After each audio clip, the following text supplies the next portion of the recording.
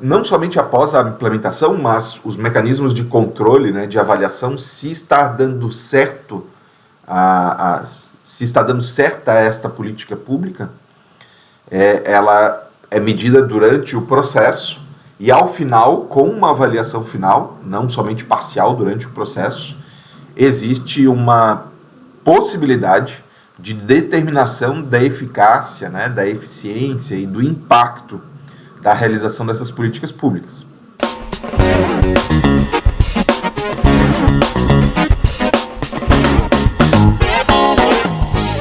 Fala pessoal, aqui é o professor Freitas e nesse vídeo eu quero falar com vocês sobre o que é o ciclo de políticas públicas. Ele é um modelo, né, conceitual, ou seja, existem várias formas de se pensar políticas públicas, mas este é um dos modelos. E ele descreve as etapas pelas quais as políticas públicas passam, ou seja, elas são formuladas desde a sua concepção, né, do problema que se deseja resolver até a avaliação final e a resolução, né, dessa problemática.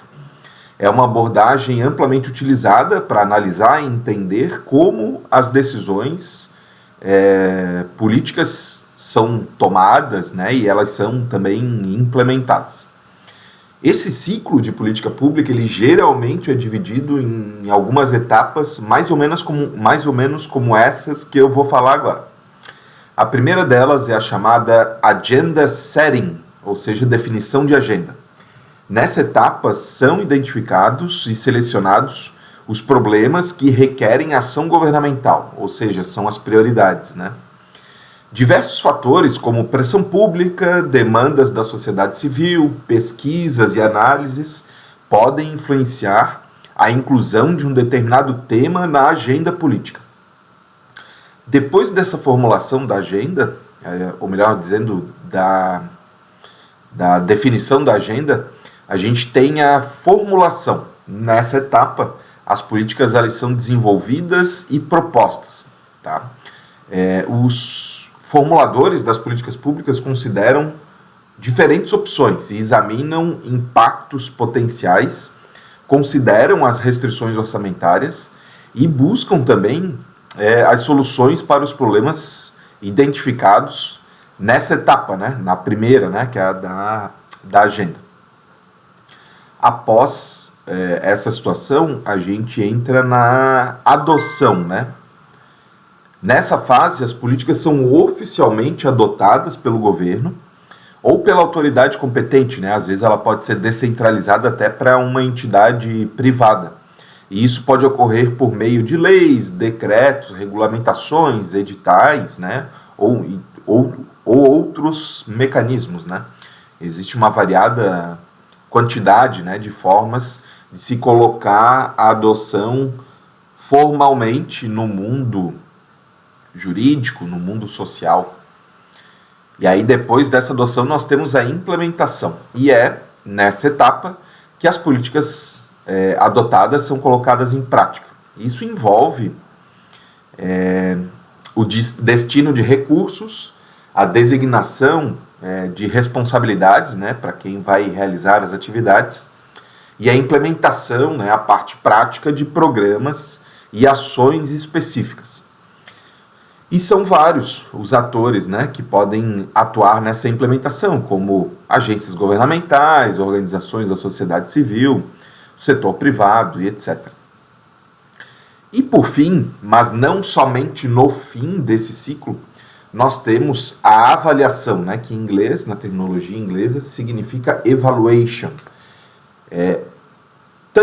Não somente após a implementação, mas os mecanismos de controle, né, de avaliação, se está dando certo, se está dando certa esta política pública, ela é medida durante o processo e ao final, com uma avaliação final, não somente parcial durante o processo, existe uma possibilidade de determinação da eficácia, né, da eficiência e do impacto da realização dessas políticas públicas.